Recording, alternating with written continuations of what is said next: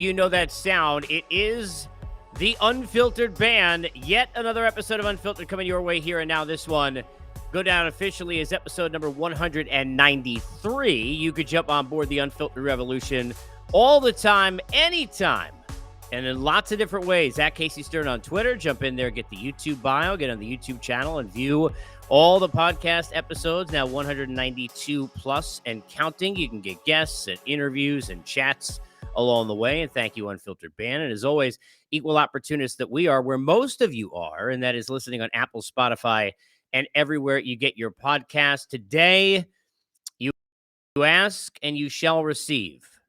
I address the latest debacle season full of debacles for the New York Mets. 35-42, 15 games out of first place, 8 games out of the wild card, just 5.5 games ahead of the Colorado Rockies, people, for the worst record in the National League. A lot to delve into. The truth about who to blame coming right here. You, as always, can comment along the way on Twitter, get me a reply, jump in the YouTube comments, send me notes, DMs, and all that good stuff. All the good stuff here coming courtesy of our good friends at BetOnline. BetOnline, your number one source for all your betting needs. Latest odds, lines, matchup reports for baseball, boxing, golf, and more. BetOnline continues to be the fastest and easiest way to place all your wagers. Live betting, favorite casino, and card games, they're all available right now, right from your phone. So head over to the website or use the mobile device and join today. Sign up and get in on the action now. But remember to use this promo code. It's BELIEVE, BLEAV. That promo code will get you a 50% welcome bonus on your first deposit. It's BetOnline, where the game starts, as I get started and we get started right here and now in the 8th inning, as I do this here on a Monday in what was maybe the worst loss of the season. I say maybe because there have been so many bad ones. And a 6-3 lead. A lead that saw a misplay from a young kid, and that's going to happen in the hesitation of the throw from Beatty on what should have been a double play. In what saw guys with the names of Walker and Brigham be the ones who are out there on the mound with season in the balance seemingly every day, especially in a team you're trying to catch like Philadelphia, who you know you're going to have to battle to jump over to even get into this mix if you consider yourself a postseason team. Back-to-back hit by pitches, another blown loss, another game where this team has had, I don't even know how many times this year, but I know it's the worst count in Major League Baseball in terms of the record. I saw that note. We've all seen it now in terms of win-loss record when they score 6 runs. I want to go backwards, and I want to hit into a lot of different things here, but I want to start with this.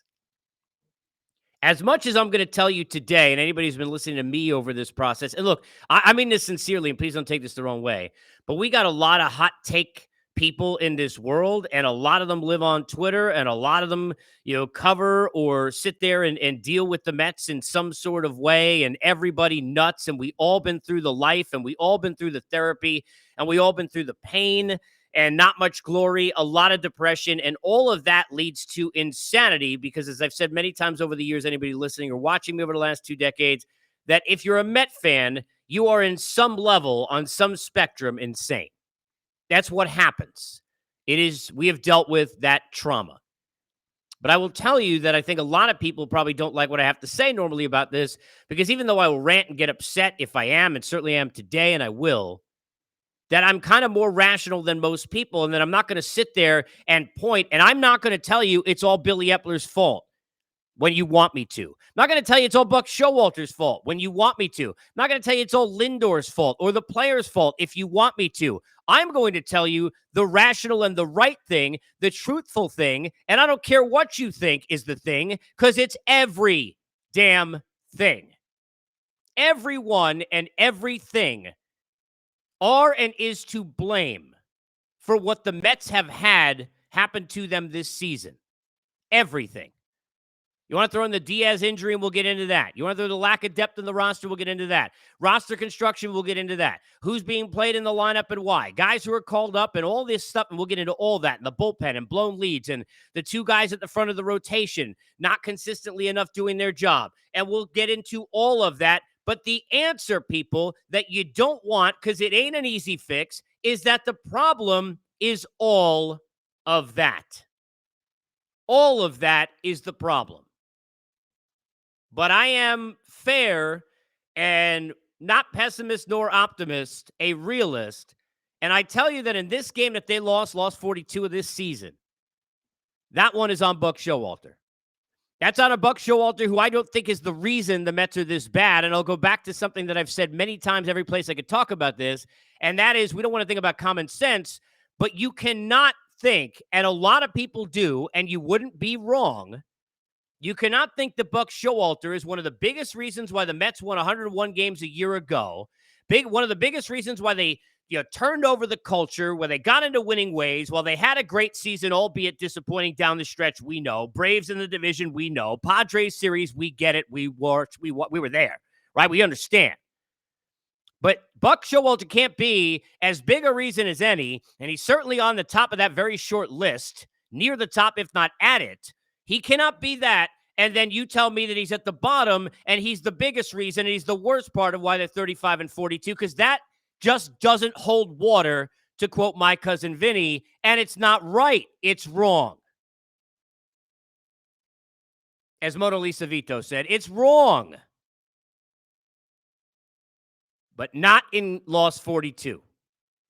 The lack of urgency in that game, in a game you've got to win, in the way you handle the bullpen, you see, to me, when you're in a situation like that, we've had enough blunders, we've had enough issues. When you got Scherzer and Verlander on the hill, you have to win those games. You have to win those games. When you are facing teams that are in your division that you have to catch, teams ahead of you have to catch, when you have a lead, when you have it late, when you compile all of those things together, you have to have urgency and you have to go win that game.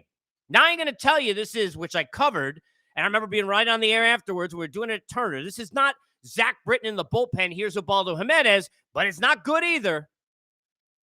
And in a season of you can't pin this on Buck Showalter, and I've been that guy, and he takes ownership and should, I would assume has to, and I would hope where some of that ownership is the manager, because that's what you do. Manager, coach, employer, father, mother, parent, whatever, teacher, that's what you do. You cannot do what people have done and say, well, you fire Buck Showalter. Who the hell are you going to put in there to fix it? Who's going to make these guys have more depth in the roster? Who's going to have a deeper lineup? Who's going to have a better performance out of guys that you're paying to have that performance? How's all that going to work? I don't care who the hell you put in there, whoever it's going to be. If Bruce Bochy was available, who I think clearly, I said before the year, would be a big factor in Texas and has been, not surprised. Tito, big factor has been, not surprised Cleveland. Dusty, big factor has been, or whoever you wanted to think, if they were actually available, which they are not, doesn't matter who you put in, they ain't walking through that door, to go back to the Patino thing. It's just not happening, okay? So Buck Showalter not getting fired today.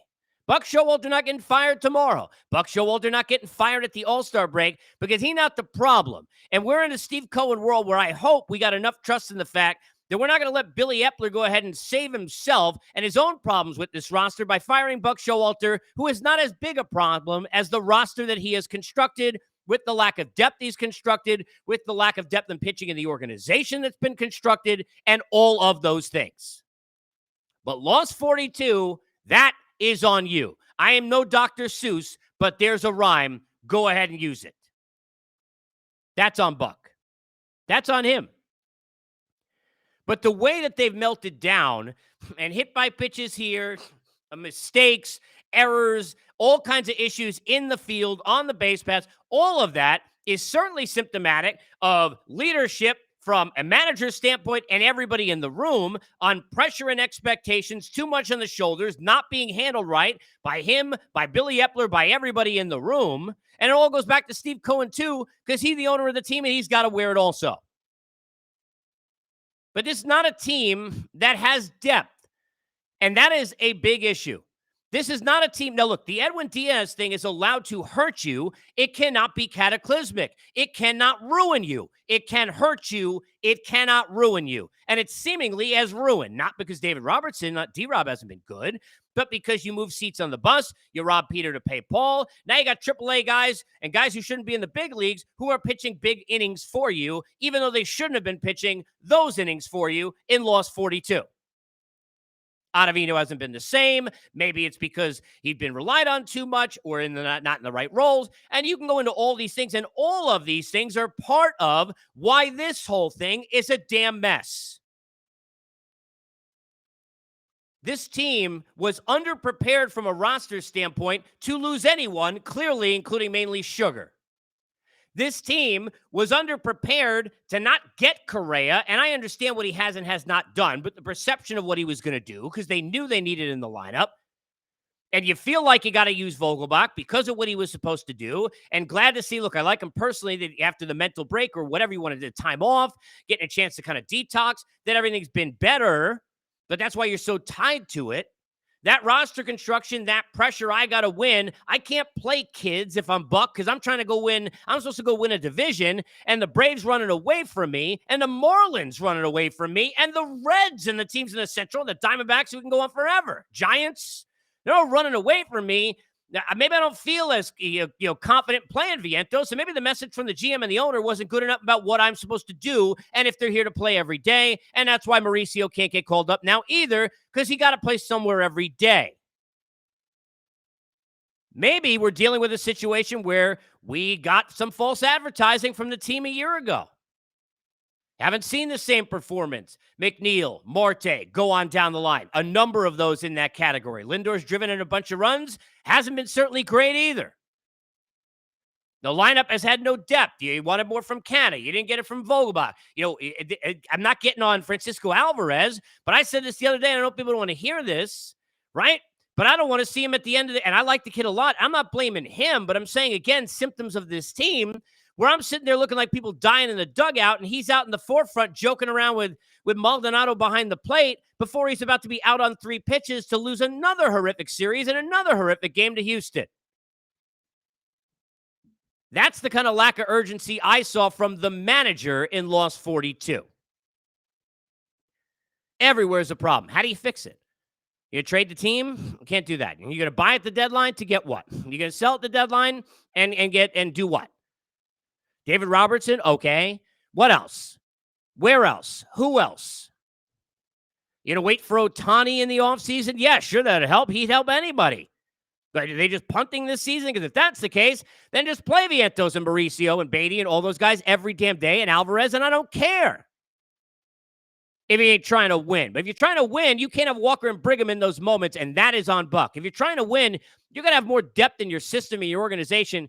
That's on Billy Epler. If you're trying to win, you got to have more accountability from your players, and that's on all of them. First and foremost, the leaders and the guys getting paid the most money to do the most, from the back of the baseball card to the forefront, and their performance on the field in 2023. Not good enough. It's been a damn disgrace. It's awful. It's a mess. And this is as disappointing as disappointments can get because of what we saw last year. And yeah, we saw Scherzer give up 7 runs. And yeah, we understand they didn't beat the Padres. And yeah, we understand what they blew the lead or Atlanta took it or who cares. 6 of one, half dozen of the other don't look good, right? After the 10-game lead on June 10th, whatever it was a year ago, June 1st, whenever. But this wasn't supposed to be a year where these kind of things occur. And everyone is at fault. That's the bad news. It's not they fire Buck, or you wait for David Stearns and then you get rid of Billy Epler, or get rid of him before the deadline. So they could do what? With and how? Not going to want to trade your top prospects. So who are you going to trade, and how are you going to get, and where are you going to get, and what are you going to get? Because realistically, what this team could do is add a bullpen arm or two, somebody who can give them innings, because that's really what they missed from not having Quintana healthy, from not having what Bassett did last year in Taijuan Walker, is to be able to have that if, Verlander and Scherzer are, Scherzer blowing a 5-1 lead in a game against the Yankees, and if they're going to be kind of hit or miss, or they're not going to have their great starts, or they can't go as deep in the game because you got to protect the arms, I got to have somebody who can go deep in a game when I get in starts 4 and 5 in my rotation. David Peterson off the reservation. We know about Carrasco, McGill now down, and so on and so forth. And C, no Trevor Williams for the damage control, and all of those things. But all those things I mentioned are all roster construction things. They're not Buck things. So, yeah, I think you could pin Lyles 42 on him, but I think you could pin the season on him. You have to pin this season on everyone. Now, a lot of those cases, yeah, the manager gets fired. What in the world do you think is going to happen? Now, I love this idea. Well, a change of scenery, a change of voice. So you telling me Frankie Lindor is getting paid all that money, but he only going to play great if the voice is better? You're going to tell me Martin McNeil going to step if the voice is better? The roster's going to look deeper. The voice is better. Will Walker and Brigham Walker going to not get 3 guys on base in a row? Brigham, after not getting the double play, going to hit everyone and everything? I mean, my God. Do you tell me if that's a different voice? Oh, don't worry. If they were motivated differently, everything's going to be fine. This is a team that came in the highest payroll in the league, supposed to win 100 games, supposed to do all these great things. They're getting paid tons of money, most of them. A lot of them are veterans. You got Hall of Famers on the team. You got guys who have won championships, and they don't need to be motivated. The voice isn't the problem. It's the guys hearing it. That's the problem. Are they the right guys? Are there enough guys? What's happening with the guys who are on the field? And that's the problem nobody wants to admit. And that's the problem nobody likes. I don't got answers for you what they're supposed to do. I mean, my God, it's like, what is it? In Star Trek, was it the Kobayashi Maru? You want me to get a Rubik's Cube done in 10 seconds? I mean, really, there are easier things than this. I got no idea how they're supposed to fix it. How about play better? How about perform better? How about everyone, including the manager, perform up your capabilities? How about them apples? Then maybe you'll feel a little better about your baseball team. But this idea that this is all Buck and firing him going to matter, and even the idea you fire Billy Epler, this season's not getting fixed by that. You want to blame everything on him? Go blame everything on him. Do I think everything's Billy Epler's fault? No. Because, look, here's the thing. Did you want Verlander? You wanted Verlander. Did you think not giving DeGrom all those years, even at the time, and certainly now more so, was a good idea? You certainly damn right you did. You did. You want to go back to the Darren Ruff deal now? What, 35 and 42, my man, with 77 games in the city? That's what we're going to do? That's what we're doing? Oh, well, that's what it is. Really? You like Marte? Did you think a lot of you thought the Mets were the best team ever? I mean, it's going to be an amazing season and all of that, and didn't realize that you all wanted Senga. You all wanted this is it. You wanted Scherzer at the time. This is I'm sorry. It's like you can't do that and then say Buck was great, and now all the same things are bad. Sometimes you got to look in the mirror, and I mean you as fans and you reporting on the team and everyone else, and realize the whole damn thing is a mess. And sometimes see this way, and that ain't great. And they got to figure out how to try and fix it. And it starts with urgency, starts with accountability, starts with playing better. But I don't want to hear about firing Buck, despite loss 42, going to fix anything, because it's not going to fix anything. This team is a mess. Now, can they get it fixed? They could. In this world of wild cards, could they get back in the mix? They could. Do they have enough players, if the top players at the high end of this roster play up to their capability, back of the baseball card, and their paychecks every couple weeks? You're damn right. I think they could. Can that team be better than the Marlins? Yes. Can that team be better than all the teams in the Central and only one gets in? Sure. Can they be better than the Giants the rest of the way and maybe hold off the Padres or whatever other teams are sitting in there in that wild card mix at the time? Yeah. Can they battle with the Phillies? They were up on the Phillies 6-3 in the 8th yesterday with this group. The Mets and the Met fans and the people covering the team need to look in the mirror. That right now is as big a problem for everyone involved as anything with this baseball team. Unfiltered as always, brought to you by our good friends at BetOnline.